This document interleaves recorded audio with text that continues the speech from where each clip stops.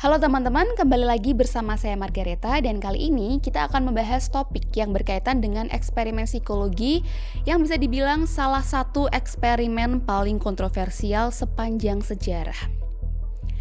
Menurut teman-teman semua nih, apa jadinya kalau ada sekelompok mahasiswa biasa, mereka sehat secara mental, tidak punya catatan kriminal, lalu mereka dimasukkan ke dalam penjara buatan? Sebagian dari mereka ada yang menjadi sipir, ada juga yang menjadi tahanan.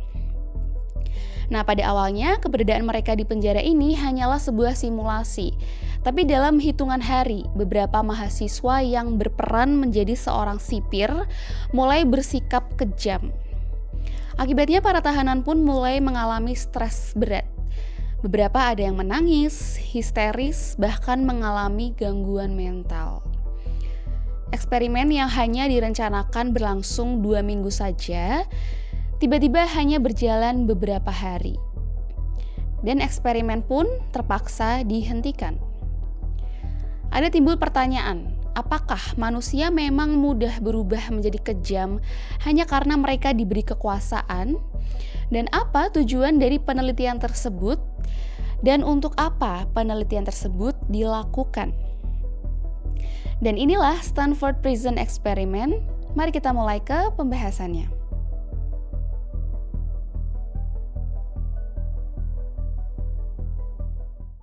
Oke, pada Agustus di tahun 1971, seorang psikolog sosial dari Stanford University yang bernama Philip Zimbardo, dia memulai sebuah penelitian yang kemudian dikenal sebagai Stanford Prison Experiment atau Zimbardo Prison Experiment. Penelitian ini dilakukan di ruang bawah tanah Jordan Hall Stanford University, tepatnya pada tanggal 15 sampai 21 Agustus 1971. Tujuan utama dari eksperimen ini adalah untuk meneliti bagaimana kekuasaan, peran sosial, dan lingkungan penjara dapat memengaruhi perilaku manusia, dan apakah individu normal bisa berubah menjadi agresif atau patuh hanya karena peran yang diberikan. Penelitian ini didanai oleh US Office of Naval Research, yaitu lembaga penelitian milik Angkatan Laut Amerika Serikat yang tertarik memahami dinamika otoritas dalam lingkungan yang tertutup. Untuk menjalankan eksperimen ini, tim peneliti mulai merekrut peserta melalui iklan surat kabar lokal. Mereka mencari mahasiswa laki-laki yang bersedia mengikuti studi kehidupan penjara dan akan diberikan bayaran $15 per hari atau sekitar $120 pada saat ini. Dari pendaftar yang ada, terpilihlah 24 mahasiswa yang dinyatakan paling normal dalam segi kesehatan fisik dan juga stabil secara mental. Mereka kemudian dibagi secara acak menjadi 2 kelompok, sebagai tahanan dan juga sebagai penjaga penjara. Sistem ini dibuat agar tidak ada perbedaan kepribadian signifikan di antara mereka, sehingga perubahan perilaku yang muncul diharapkan benar-benar spontan berasal dari situasi dan peran masing-masing mahasiswa. Penelitian ini dipimpin langsung oleh Philip George Zimbardo, di mana ia mempunyai latar belakang seorang psikolog yang memang sejak awal karirnya, dia ini tertarik pada bagaimana situasi sosial dapat membentuk perilaku manusia. Dan secara singkat, setelah bergabung dengan Stanford University pada 1968, ia semakin tertarik untuk mengembangkan gagasan bahwa lingkungan tertentu dapat membuat orang-orang biasa bertindak di luar karakter mereka. Lantas, eksperimen penjara ini pun menjadi proyek ambisiusnya untuk menguji secara langsung bagaimana mahasiswa normal bisa berubah hanya karena diberi label sebagai penjaga atau sebagai tahanan. Sebelum memulai eksperimen, beberapa persiapan sudah mereka lakukan.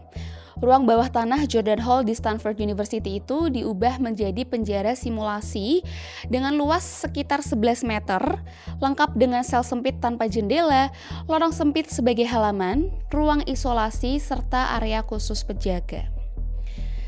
Setiap sel berisi 3 tahanan dengan tempat tidur yang sederhana, sementara para penjaga bekerja selama 8 jam bergiliran dengan sistem 3 shift dan memiliki ruang istirahat yang terpisah. Demi membangun suasana yang realistis, sehari sebelum eksperimen dimulai, para penjaga diberikan orientasi. Mereka diminta menjaga ketertiban tanpa kekerasan fisik, tapi tetap bisa membuat tahanan merasa benar-benar berada di dalam penjara. Nah, supaya semakin terlihat nyata, seperti di kehidupan penjara, para penjaga juga mengenakan seragam. Mereka membawa tongkat kayu, peluit, serta kacamata hitam.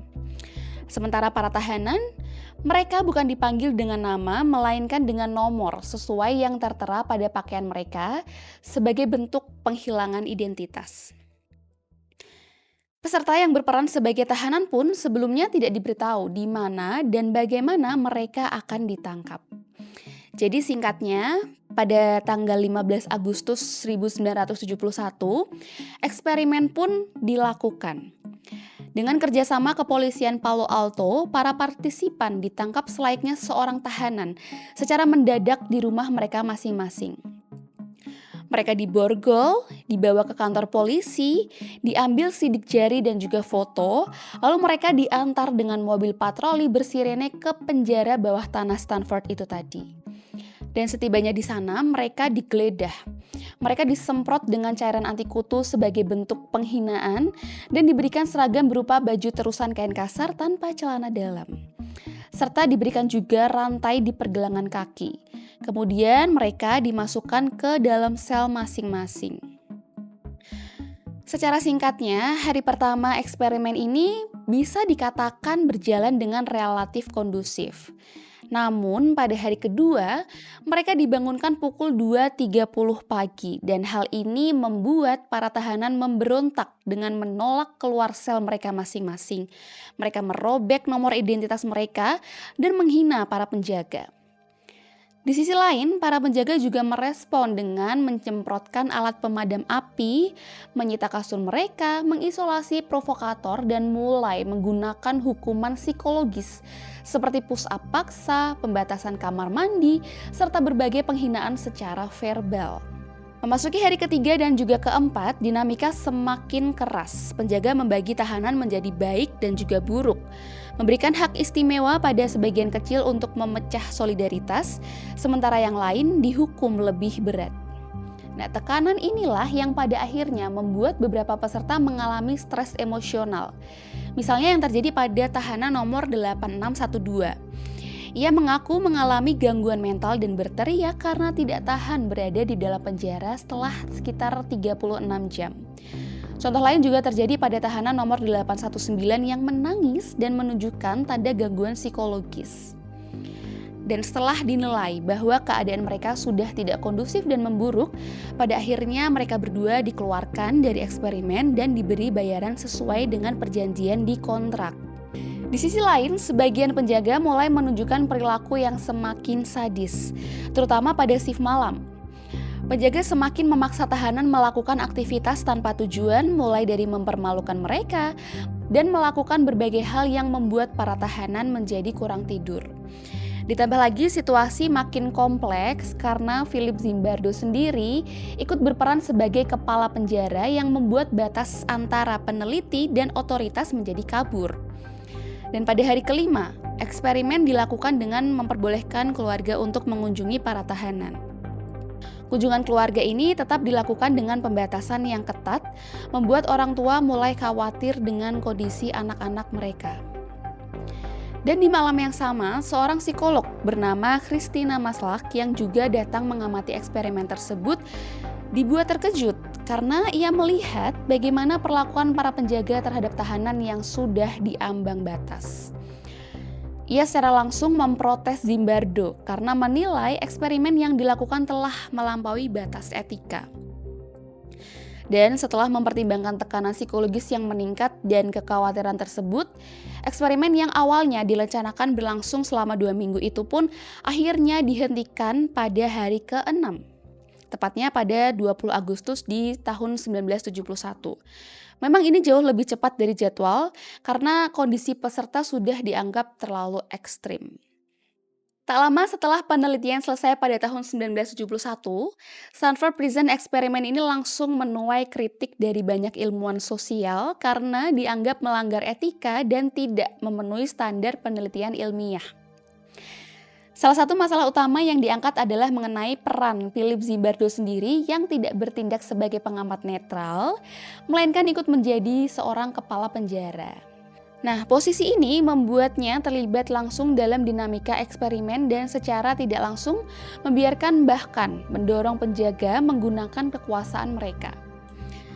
Beberapa rekaman yang kembali dianalisis pada 2017 juga menunjukkan staf peneliti termasuk asisten David Jaffe mendorong penjaga untuk lebih tegas dan dominan demi menjaga realisme eksperimen. Tak heran kalau muncul dugaan bahwa perilaku sadis yang terjadi itu bukan murni spontanitas, melainkan dipengaruhi oleh arahan peneliti. Dan kritik lain juga datang dari Ali Banu Azizi dan Siamak Movahedi pada tahun 1975 yang menilai jika peserta hanya memainkan peran sesuai ekspektasi atau permintaan dari para peneliti, bukan sebuah reaksi alami terhadap situasi di dalam penjara. Psikolog Peter Gray pada tahun 2012 juga menyebut adanya demand characteristics, yaitu kecenderungan peserta yang bertindak sesuai apa yang mereka kira diinginkan oleh peneliti. Selain itu, pada tahun 2007, Thomas Carnahan dan Sam McFarland juga berpendapat jika penelitian yang dilakukan kemungkinan menunjukkan bias seleksi, karena iklan perekrutan yang mereka tampilkan itu menekankan kehidupan penjara, cenderung menarik orang dengan sifat agresif, otoriter, dan juga dominan. Nah, hal ini melemahkan klaim bahwa perilaku ekstrim itu sepenuhnya disebabkan oleh situasi, bukan karakter individu. Situasi eksperimen ini juga dianggap tidak alami karena banyak elemen sengaja dibuat dramatis, mulai dari penangkapan oleh polisi sungguhan, sidang pembebasan bersyarat fiktif, hingga aturan yang longgar yang memungkinkan penjaga menciptakan hukuman mereka sendiri. Kritik ini semakin kuat ketika peneliti Prancis Thibault Letexier pada tahun 2018 menyatakan bahwa sebagian kesimpulan eksperimen sudah dirumuskan sebelumnya. Lalu penjaga diarahkan untuk bertindak sesuai narasi tersebut. Sejarawan Belanda Rutger Bregman pada bukunya yang berjudul Humankind juga menyebut eksperimen ini lebih menyerupai sebuah simulasi terarah daripada studi ilmiah yang objektif. Bahkan salah satu penjaga, David Esselman, mengakui ia sengaja memainkan peran secara dramatis karena latar belakang teaternya. Ditambah lagi jumlah peserta yang hanya 24 mahasiswa laki-laki ini, sehingga hasilnya dinilai tidak representatif untuk menggambarkan perilaku manusia secara umum. Meski begitu, eksperimen ini tetap menjadi salah satu studi psikologi paling terkenal. Media dan publik lebih tertarik pada cerita dramatis tentang mahasiswa yang berubah menjadi sadis, sementara kritik terhadap validitasnya kurang mendapatkan perhatian. Akibatnya banyak orang masih menerima kesimpulan bahwa situasi sosial sepenuhnya bisa mengubah perilaku manusia. Popularitasnya bahkan meluas ke budaya populer, menginspirasi film seperti Das Experiment di tahun 2001, The Experiment di tahun 2010, dan The Stanford Prison Experiment di tahun 2015, serta berbagai dokumenter dan serial televisi. Nah, meskipun penuh kontroversi, eksperimen ini telah mendorong aturan etika penelitian manusia menjadi lebih ketat, termasuk kewajiban pengawasan komite etika, perlindungan terhadap tekanan psikologis, serta prosedur debriefing setelah eksperimen. Dan dengan demikian, meskipun validitasnya masih diperdebatkan, Stanford Prison Experiment ini tetap berpengaruh besar, baik sebagai contoh penelitian kontroversial maupun sebagai pemicu perubahan standar etika di dalam dunia psikologi. Nah, teman-teman, dari pembahasan kita tadi, kita jadi tahu ya kalau eksperimen penjara Stanford di tahun 1971 itu tadi sering disimpulkan sebagai bukti bahwa situasi memang dapat mengubah perilaku manusia secara drastis. Mahasiswa biasa berubah menjadi penjaga yang dominan, sementara yang lain menjadi tahanan yang patuh dan tertekan hanya dalam beberapa hari saja. Lingkungan tertutup, hilangnya identitas pribadi, dan struktur kekuasaan yang tidak seimbang memperlihatkan bagaimana sistem bisa membentuk tindakan individu. Namun, seiring waktu muncul banyak kritik yang mempertanyakan apakah perubahan itu benar-benar terjadi secara alami atau justru dipengaruhi oleh arahan peneliti. Dari beberapa rekaman dan kesaksian menunjukkan penjaga didorong untuk bersikap lebih tegas dan menciptakan suasana penjara yang keras, sehingga muncul dugaan bahwa eksperimen ini tidak sepenuhnya spontan. Lalu kalau begitu, maka temuan tentang kekuatan situasi menjadi tidak sesederhana yang sering dipahami karena ada kemungkinan perilaku peserta itu terbentuk bukan hanya oleh sistem, tetapi juga oleh ekspektasi dari Zimbardo dan juga timnya sendiri. Dan dari situ, penelitian ini bisa menimbulkan pertanyaan yang lebih besar. Jika peserta bisa berubah karena kekuasaan yang diberikan, lalu bagaimana dengan Zimbardo yang memegang kendali penuh sebagai peneliti sekaligus kepala penjara? Apakah ia juga tanpa sadar ikut memainkan peran otoritas yang mendorong arah eksperimen? Jika seorang peneliti dapat memengaruhi hasil hanya dengan menciptakan situasi tertentu, maka batas antara observasi ilmiah dan manipulasi menjadi semakin tipis. Sampai hari ini, Stanford Prison Experiment berada di wilayah abu-abu. Apakah ini benar-benar penelitian ilmiah yang objektif atau hanya ilustrasi dramatis tentang bagaimana manusia bisa berubah dalam situasi tertentu? Jadi menurut kalian, apakah eksperimen ini membuktikan bahwa situasi mengubah manusia atau justru menunjukkan bagaimana kekuasaan, bahkan di tangan peneliti sekalipun dapat membentuk hasil penelitian itu sendiri? Kalau kalian tertarik dengan topik-topik seperti ini dan ada usulan nih mengenai pembahasan selanjutnya, kalian boleh tuliskan di kolom komentar. Nah, jadi itu dia pembahasan kita kali ini mengenai Stanford Prison Experiment. Jangan lupa untuk klik like, share, dan juga subscribe channel ini. Sampai jumpa pada pembahasan selanjutnya.